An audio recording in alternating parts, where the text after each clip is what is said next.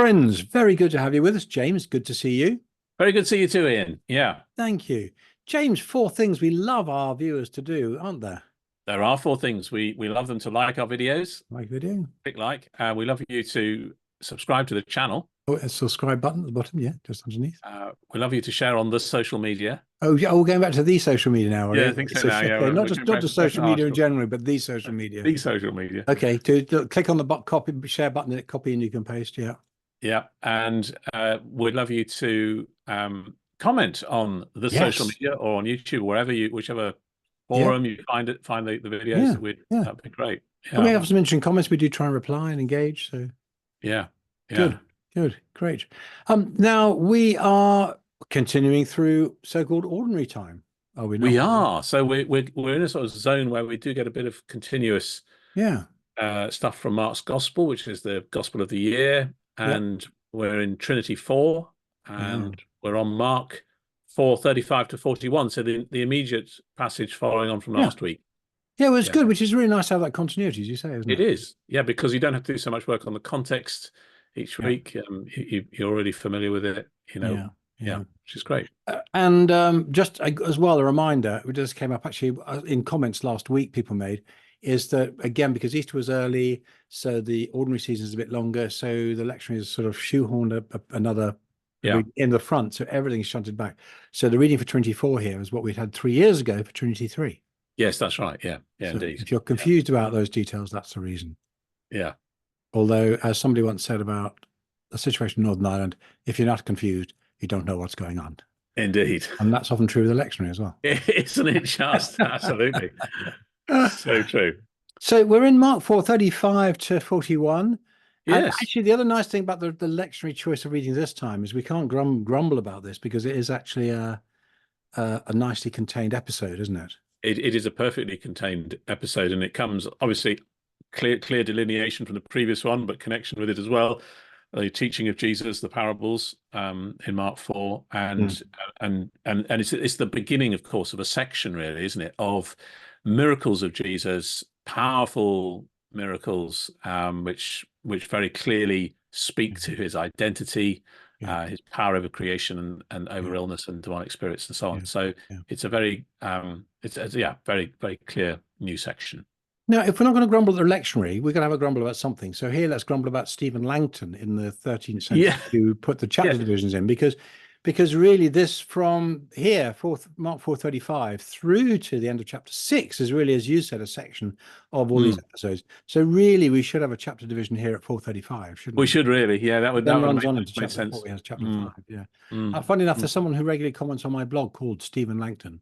And every time we blame Stephen Langton, the Archbishop of Canterbury in the 13th century, he kind of takes it personally. But oh dear, oh, I'm sorry about that. Sorry, Stephen. I don't know if he's related. Watches our videos, but that's a bit tough. Well, he watches the videos, but yeah. I mean, I suppose possibly the reason that Stephen Langton, the Archbishop, made this particular decision is because this episode is explicitly on the same day as the teaching of Jesus. So he's thinking perhaps in chronological identity of the chapter rather than anything else. Yeah, it is. Although, of course, when we get to 5:1, it immediately follows on when they came to the other side. So it's a very, very long day. Yes. Well, it is. Often Mark's days really are very long. Yes, but Jesus works hard. This might be a thing to note about the details we have in this. I mean, here's the paradox, isn't it? That Mark is the shortest of the four Gospels, and yet when he tells his stories, he often puts in more detail and more interest and stuff than Matthew and Luke. Particularly Matthew often really shorten things and strips out the details in order that Matthew can include more teaching and more action, more episodes. Absolutely. So Mark has fewer things going on, but when he does, he relates them in more detail. Yes, and he significantly he talks about Jesus as the teacher a lot, but he doesn't offer as much of Jesus' teaching.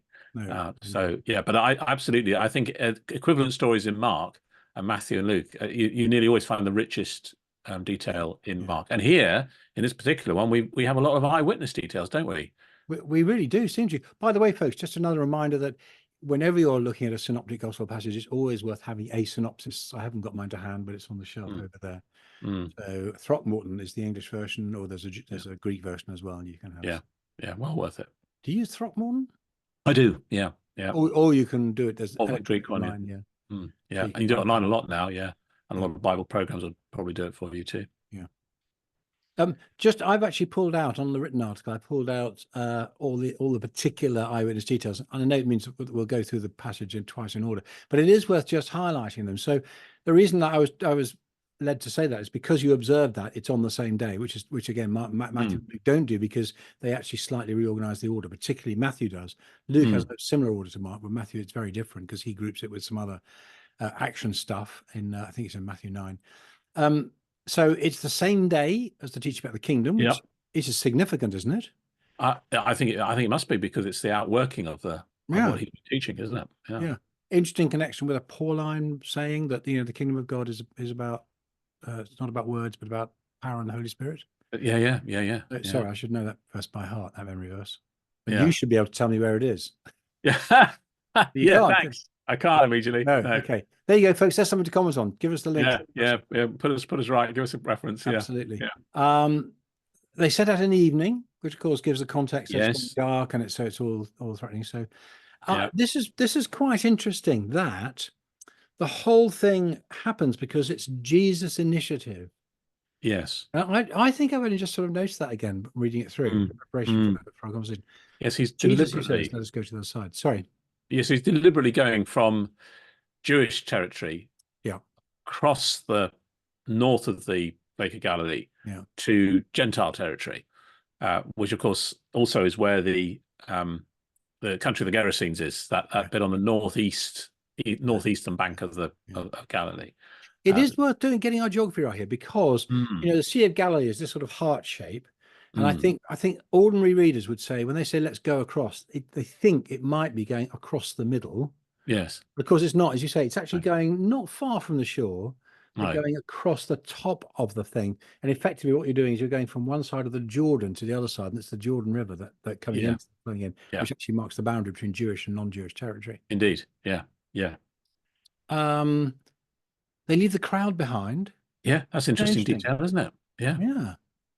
And significant because we noticed last week that the presence of crowds is a repeated theme, isn't it, in this section of? It is. Yeah. Now I've got a question which I don't know if you have the answer to, James, which is that I've always been really struck by this, and Mark alone says this. They took him just as he was. Yes, isn't that interesting? What's that about? Well, it's interesting, isn't it? Because in English, it would imply generally that you didn't get changed. Just come as you are means don't put on special clothes, doesn't it? That's right. Now, whether there's a question. Sorry, that reminds me of a line from Pride and Prejudice, the 2005 film, where the pompous priest, Mr. Collins, says that Lady Catherine is never averse to the truly humble. Come just as you are. Sorry, that's a bit of an aside.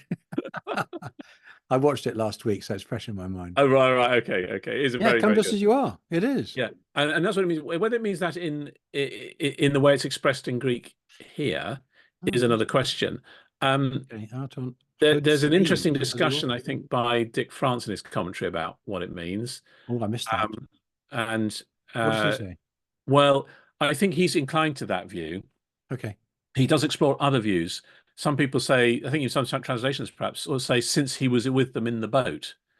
So since he was in the boat, because he's been in the boat teaching, so he just carried on. But the trouble with that is he clearly gets out of the boat in verse 10 of chapter 4. Yes. When he was alone. So that's not going to really work quite right. So I think that just as he was is a tantalizing eyewitness detail, isn't it? It is. Now, my theory is this. I think, going back to your first suggestion, when you say, come to the party just as you are, because Lady Catherine is not averse to the truly humble. Yes.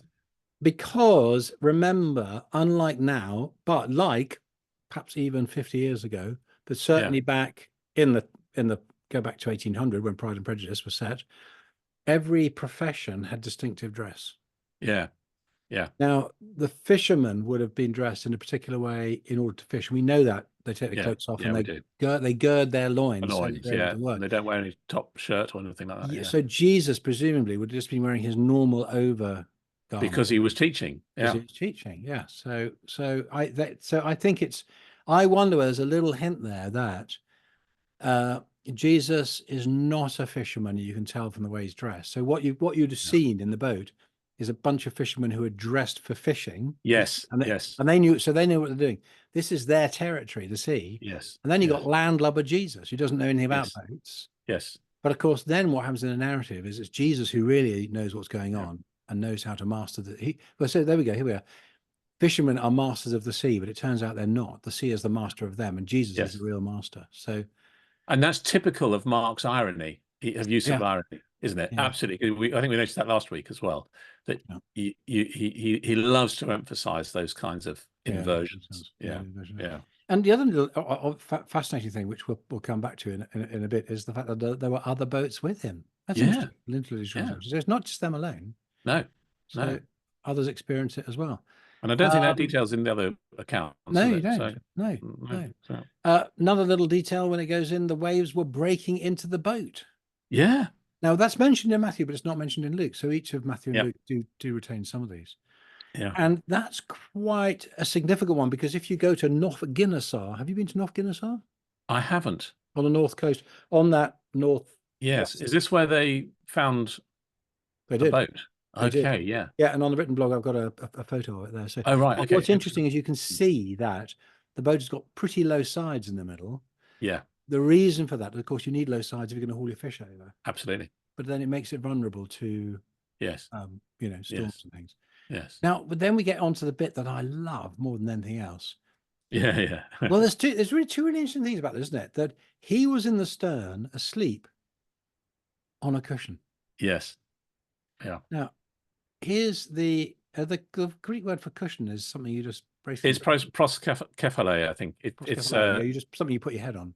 exactly. And this is, I think, this is a hapaxlegomen. I don't think it's anywhere else in the New Testament, this word. Oh, I'm not surprised. I can't think of any cushions No, mentioned anywhere else. no cushion making any appearances anywhere. So No, that kind of just absolutely, it's an extraordinary eyewitness detail, isn't it? yeah, it is. But it also, together, the asleep in the stern with his head on a cushion gives you an image of extraordinary calm and Yeah, peacefulness, doesn't it? yeah, it does. In the midst of, so the eyewitness details elevates the symbolic sense They of do, they do. But you see, here's the other interesting thing.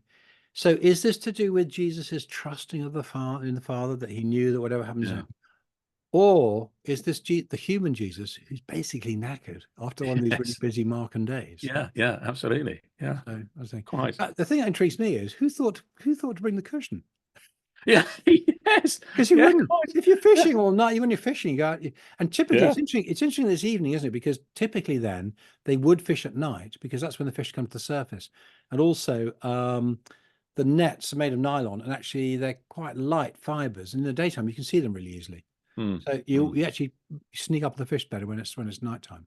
And of course, we see so many episodes where you say, "Oh, we fished all night" in Luke 5 and John 21. We fished all night because that's what they would do. And yeah, in the no, daytime, they'd haul the boats up and they'd rest, and they'd. So you could be working during the night. You wouldn't actually have a cushion there. So I don't know whether Jesus picked up a cushion or somebody picked up a cushion for him. I don't know. well, I mean, the interesting is at the beginning of the chapter, he sits in the boat. So maybe, Maybe he I was sitting mean, on a cushion. maybe sitting on a cushion because, a fishing boat is a working boat.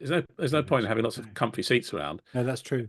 You perch or you stand and fish and haul the Yeah. fish out. You're not, that's the nature of the beast, isn't it? No, it So, is. but it is a fascinating, totally fascinating piece of information. Now, here's the other really thing I really like about Mark, and this is where we just need to recognize Mark as a really skilled storyteller, Yeah. which is that Luke says Jesus was asleep in the boat and the storm came up. Mark says, blah, blah, blah, they got in the boat, storm came up, Jesus was asleep.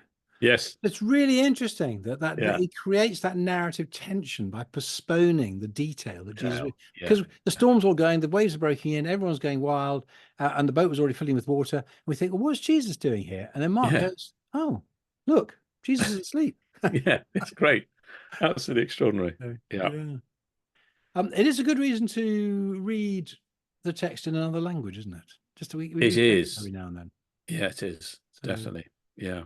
Yeah. Well, those are all the sort of eyewitness stuff. I mean, I think there's several things to explore in this. I mean, just going back to that question of context, I've got a little thing here to share, which is one of the features of Mark is that he mentions boats more than any other of the Gospels. Indeed. And he mentions journeys across the lake more than anywhere else. I Yes. think I'm right. And now you may both counters. I think I'm right in saying that Jesus crosses over from one side to the other, across the north there, from one territory to another, 8 times, 4 times Yeah. one way and 4 times the other. And I just find it really interesting that he crosses across from Jewish to Gentile territory. Now, just a little screen share there, if you can see that. Is that okay? Yep, that looks great. Yep. Great. So what's really interesting is we've got from Mark 1 through to Mark 8, you've got things happening on the Jewish side, the northwest, Yes. and things happening on the Gentile side, the northeast. But isn't this really interesting that all the major things that happen on the Jewish side then are mirrored on the Gentile side as well? Yes. So you've got this opening exorcism and his fame spreading, Mark 1, Mark 5, the Gerasene demoniac. His ministry is popular and draws the crowds. We have that in Mark 1 and Mark 6. And then you get into the feeding of the 5,000. There are symbolic healings, Mark 5, Mark 7. There's wilderness feedings. Of course, in Mark, you've got the feeding of the 5,000 and the feeding of the 4,000. Yeah. And you've got this incomprehension about the meaning of the bread, the meaning of the loaves. Yes, and that last one's really significant, isn't it? Because you've got Jewish people not comprehending, the disciples not comprehending, and you've got the Gentiles also not comprehending. So although in Mark you've got this thing where the insiders get an explanation from about the parables, they don't necessarily get it any better than those on the outside. That is interesting, isn't it? Yeah. So it's quite a subtle thing, really, in the sense. And it's significant because last week we did talk about the fact that the inside outside thing was really significant because we had the people gathered around, seated in the house around the feet of Jesus, listening, and his actual family outside, standing, not comprehending. Not comprehending him at all. So it looked as though there was a very strong demarcation inside outside, but here actually the shape of Mark deconstructs that, and in fact there's a sense in which, a little bit like in John's gospel, Jesus is the only one who really understands. And also you get this sense in that wherever you begin, you both need to get to the point of faith rather than fear. And it's not where you start from, it's where you end up that really matters. It's where you end up. Exactly.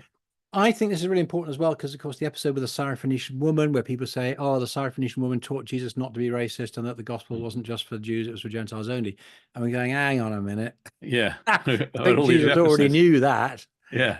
Or at least certainly in the way that Mark's arranged the material, it's clear that Jesus was doing that because he's doing exactly this. Whatever he does for the Jews, he's also doing for the Gentiles. One of the things I think is really interesting as well, though, is that I don't think Mark really ever makes that explicit. Whereas, of course, in Matthew, you've got all these signs about, you've got the Magi coming and you've got the Jesus talking about, people in response to centurion, people come from the east and the west and sit at the table of 8 with Abraham. And then, of course, at the end, you've got the Great Commission, go therefore to all nations. I don't think you've got any of that happening in Mark explicitly at all. No. I think it's all implied in the way that Mark tells us. And it's all implied. It's all implied, particularly in the narrative shape of this gospel. Yeah. Which is fascinating, isn't it? Yeah. There we go. Now where have we got to? Well, we can't really talk about preaching on this without mentioning Spurgeon. No. Because Spurgeon preached on this passage 3 times. And I am going to read this from one of his sermons because I think it's fabulous, and it does show you how you can, with a bit of creative, you can do a bit of flourishing. Now there is a question about whether this is the right use of the passage, but that's fine. Give us an idea. So he is now. I don't think he's offering an allegorical reading because, in a sense, he's not saying, unlike allegorical readings of things like the parable of the Good Samaritan. Spurgeon isn't denying this happened. So he's not allegorizing it. What he is doing, I think, is he's reading it symbolically or reading it. Yes. Absolutely. Or he's drawing out, in his preaching, he's drawing out the implications for us. And I mean, there's a question about if you integrate your application too closely with the text, you end up losing sight of the text itself. But let me read this bit. So, though today a church may flourish abundantly, in a very short time it may be visited by stern adversities. It may be tried nonetheless, but all the more God is in its midst and is blessing it. When our Lord took ship, the weather appears to have been very fair, and many little boats, which scarce could have tempted the sea had its surface been ruffled, put out upon the lake under the convoy of the great Chicha's vessel. His was the admiral's flagship. They were the happy fleet. They made a gay flotilla, sailing softly like seabirds when the ocean is in a gentle mood. All hearts were happy, all spirits were serene, and the sleep of the master was but a type of the general peace. Nature reposed. The lake was as molten looking glass. Everything was quiet. And yet, all of a sudden, as is the custom with these deep-lying inland seas, the storm fiend rushed from his haunt among the mountains, sweeping everything before it, and the little vessel was hard put to it. She was well nigh filled with water and ready to sink through the force of the driving hurricane. Well, there you go. if you preach like that every week, well, people would come, wouldn't they? I suspect they would. I mean, it's an extraordinary piece, isn't it? Yeah. Yeah. One of the things that's quite interesting about that is that the idea that the boat is a symbol of the church is actually goes back a long way. It does. Yeah, it does. Origin. Yeah. So, yeah, but it's not. I think it's not. It's of its time, isn't it? it is. I don't think we do that now very much. But you do hear of, I can't remember who it was, some great orator in the 18th century, so going back a bit further, where people would literally queue up to hear his sermons, and they would last an hour, and he'd spend his whole week writing them. So, but you know, that in those days, that was the entertainment as well. Well, bring back the day. They can bring back those days, you know. No, indeed. Yeah. Having said that, I mean, it's a really interesting example of the use of language, but it's also he is reading some of the details. So he's noticed, for instance, that there's a flotilla of yeah. So he's drawing out some meaning from that. Yeah, he is. Now there's a couple of really interesting things about the story as a whole, though. One is that, notwithstanding the fact that the disciples were fishermen, it does play into this thing in the narrative of Scripture, where first century Jews had a deep distrust of the sea and the water, because it does. Biblically, it's this abode of monsters, isn't it? Yeah, absolutely. And I mean, there's a number of interesting potential Old Testament allusions in this story. I mean, one obvious one is perhaps the story of Jonah, where Jonah's in the ship and he's asleep, and Jesus is in the boat and he's asleep. But of course, they have quite different motivations for being there. I mean, in a sense, Jonah's on a God avoidance tack, and Jesus is on a trust in God tack. So these are quite different responses. But Jonah, of course, is mentioned by Jesus in his own ministry. So there's clearly a sense in which he draws on that narrative for his own understanding of himself, and contrast, as it were, to Jonah and to what God is doing. And of course, Jonah is supremely a story about the mission of God, isn't it? So it's not perhaps surprising that he should do that. But there's also Psalm 107, which those that go down to the sea in ships and all that. I think is something like about around verse 23 or something. And that whole little section in that psalm is about this fear of the sea. It's about God raising a stormy wind, mounting up to heaven. They're in fear and trembling. They're staggering. They're at their wits' end, and then they cry to the Lord in their trouble. And then he makes the storm calm and the waves still. So it's very, very much a parallel, it seems to me, to this story here.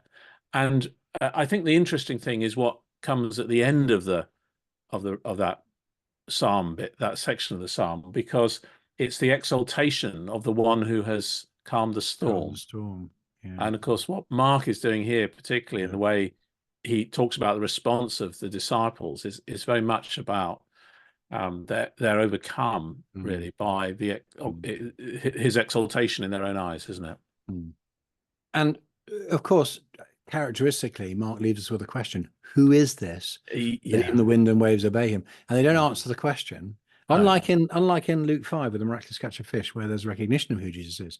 So there isn't. I mean, this also connects with something we said last week, which is about the fact that there's ascension mark, in which there's a whole thing where we know we're given privileged information by the narrator as to who Jesus is. But in the first level of the narrative, it's always about people working out this puzzle. So, and I Yes. think we quoted someone saying Mark's gospel is a puzzle gospel. You've got to work out exactly who Jesus is. And that's Yeah. why although at some points it looks like the insiders know and the outsiders don't, in fact, insiders and outsiders together are Yeah. confronted Mm. with this puzzle. And therefore the question then for us as the next level of readers is, what about us? You know, are Yes. we seeing the puzzle? Have we responded? Have we answered that question? And I think it's interesting in Mark, isn't it? Because this question or similar question, who is this, is posed, quite a number of times in the first half of the Yes. gospel, and Yes. it's posed by the disciples or by outsiders, and they never answer it. No. But when Jesus poses it at Caesarea Philippi, Then they have to give an that's the answer. first time they give an Give answer. an answer. Yeah. So very, very interesting. Yeah. Yeah.